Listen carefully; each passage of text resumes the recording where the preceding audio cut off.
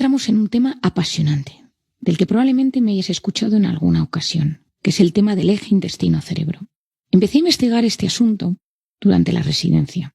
Yo estaba en el hospital trabajando y justo en esa época estaba pasando planta en la hospitalización en psiquiatría. Muchos de los pacientes que teníamos ingresados tenían problemas digestivos y en muchas ocasiones teníamos que hacer interconsultas a los médicos digestivos para que vinieran a valorar a los pacientes.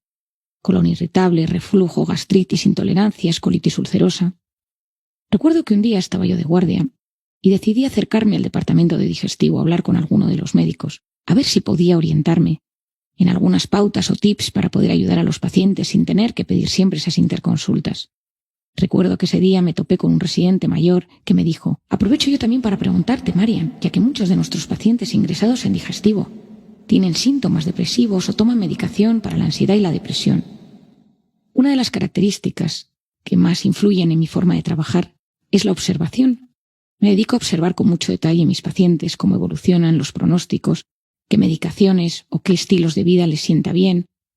Y eso me ha ayudado a lo largo de la vida a entender muchas cosas desde otro paradigma. En ese momento, mientras yo hablaba con ese residente, me di cuenta que había un campo inmenso que se abría ante mis ojos. Probablemente había algo que influía en el eje intestino-cerebro, probablemente algo de la alimentación o del intestino estaba influyendo en el cerebro, o algo del cerebro influía en el intestino. Me metí en Internet, en las páginas de médicos, donde hay artículos e investigaciones, y descubrí que había ciertos grupos de estudio en diferentes lugares del mundo que empezaban a hablar de ese concepto que por entonces era innovador, denominado la microbiota. Recabé mucha información al respecto, revisando artículos y publicaciones sobre el tema. Hoy en día puedo decir que es un campo apasionante y con mucho futuro. En los últimos años se han multiplicado los estudios al respecto, y en todos ellos se constata una conexión importante del cerebro con el intestino. Voy a intentar explicártelo de la mejor manera posible. El tubo digestivo, que abarca desde el esófago hasta el ano, está tapizado por más de 100 millones de células nerviosas. Esto equivale a todo lo existente en el sistema nervioso central. Ese tubo digestivo consta de 11 metros, desde la boca hasta el ano. En la mujer, la comida, desde que entra por la boca hasta que sale por el ano, dura aproximadamente 62 horas, mientras que en el hombre dura unas 55. Cuando la comida llega al estómago, se matan los microbios que hay en los alimentos, gracias a la ayuda del ácido clorhídrico. Después ese bolo alimenticio llega al intestino delgado, que cuenta con las vellosidades, y esas vellosidades aumentan la superficie de absorción. Ahí en el intestino delgado existe una barrera muy importante que protege el organismo de los tóxicos que están en el bolo alimenticio. En el aparato intestinal hay una barrera importante que protege la sangre del organismo de los tóxicos. Esa barrera son como unas células pegadas, y yo siempre explico que hay como unos picaportes que abren y cierran esas células. Ese picaporte se abre y lo bueno entra a la sangre y lo malo se va a las heces. En los estados de estrés mantenidos, esos picaportes, que se denominan las zonulinas, acaban en las heces y se abren las puertas, y ahí empiezan los síndromes de permeabilidad intestinal, de disbiosis, tan comunes hoy en día. Si esa barrera no está bien, empiezan las enfermedades inflamatorias, las enfermedades autoinmunes. Esa barrera es tan importante que cada 3 días las células se reemplazan. Y después del intestino delgado, llegamos al colon. Ahí hay una función importante de absorción de agua y absorción de vitaminas B y K. Y el colon es la sede más importante del eje intestino-cerebro, porque ahí es donde se hospeda esa famosa microbiota. La microbiota, me gusta definirla como Saint-Exupéry en El Principito. Es un microcosmos invisible, pero vital para la supervivencia. Decía Saint-Exupéry que lo esencial es invisible a los ojos. Cuando yo estudié la carrera de medicina sabíamos muy poco de esa microbiota. Sabíamos que ciertos desequilibrios producían diarreas y colitis, pero no sabíamos nada. En los últimos 10 años los estudios se han multiplicado al respecto.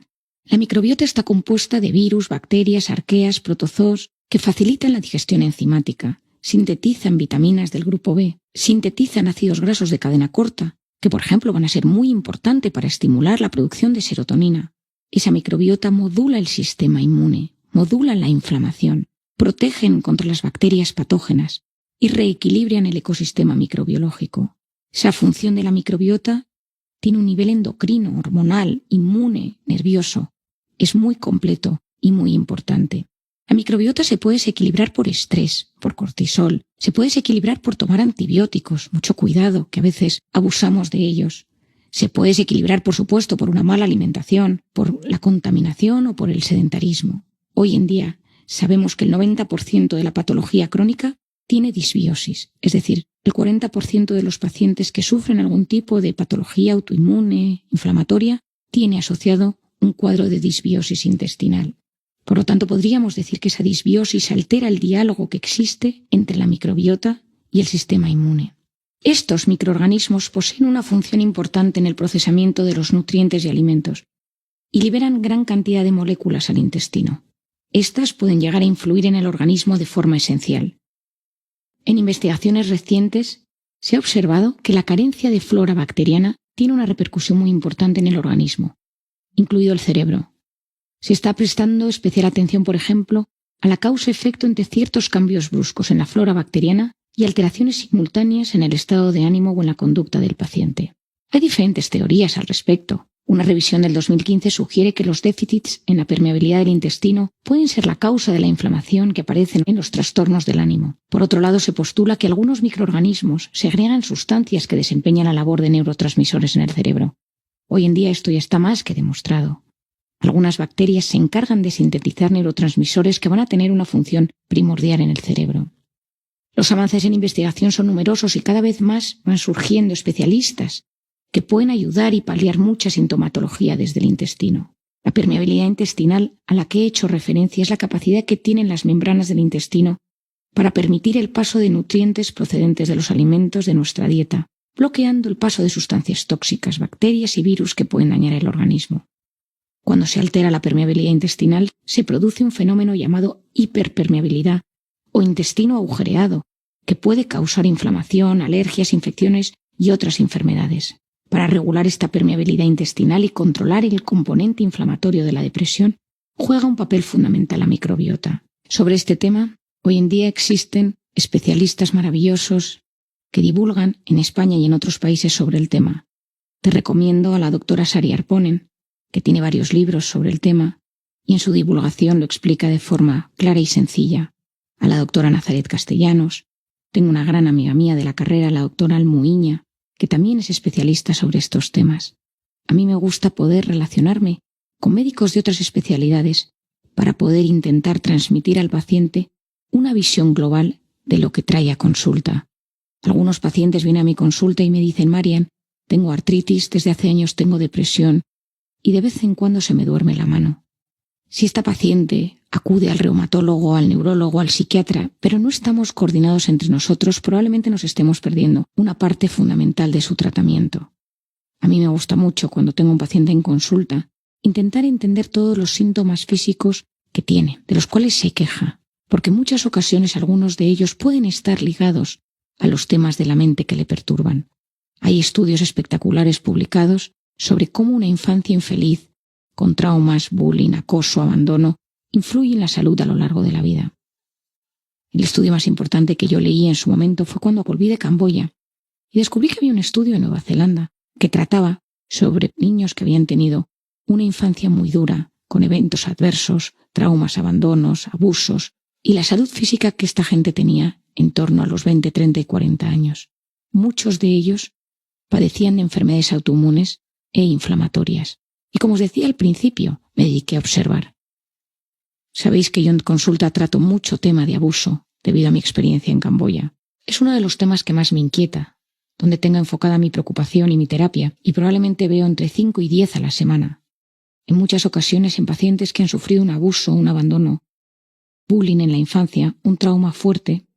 Cuando yo atiendo a esas personas a lo largo de la vida, descubro que su cuerpo ha hablado. Su cuerpo ha mostrado síntomas físicos, dolencias, que en muchas ocasiones no se ha relacionado con el trauma.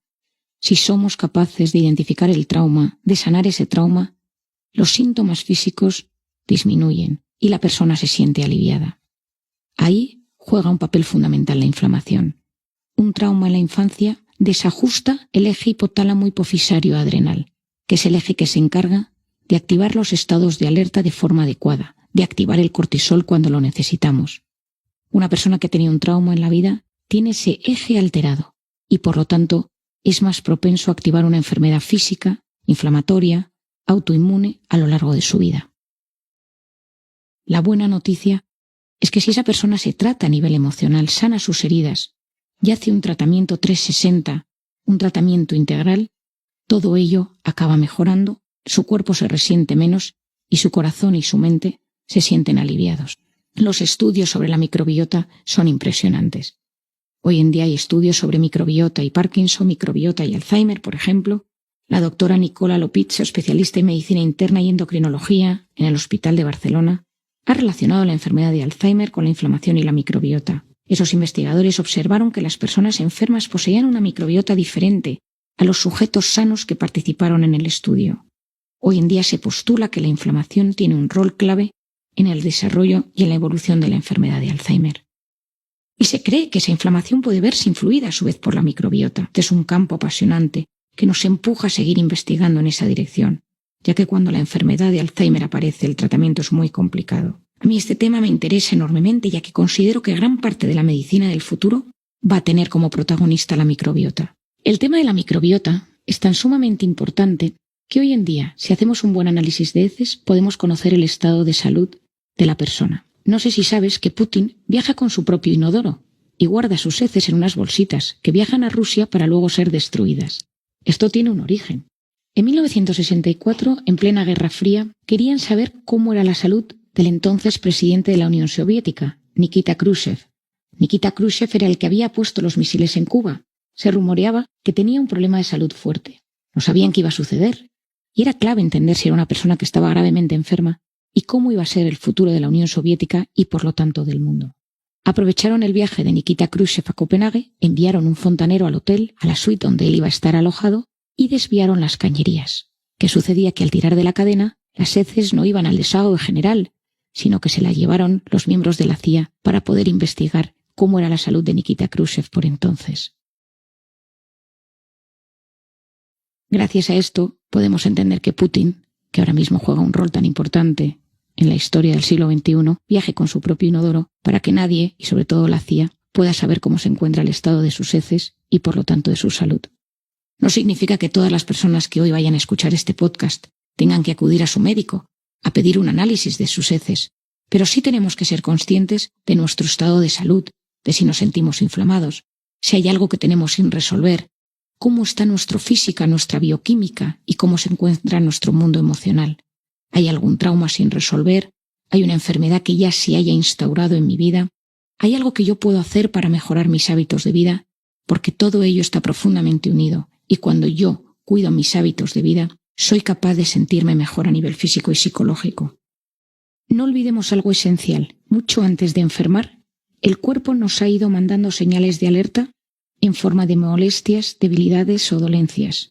La enfermedad en esos casos es un mensaje que envía el cuerpo que no cesa de comunicarse con nosotros, ansiando lograr el equilibrio y la paz. Al vivir en la era de la velocidad y de las prisas, donde todo se desarrolla a un ritmo tan intenso, no conectamos con nuestro interior y no sabemos o no podemos dar voz a esos síntomas que nos están alertando de que algo no funciona. Esos indicadores son fundamentales para evitar la enfermedad o para frenar el empeoramiento de los síntomas.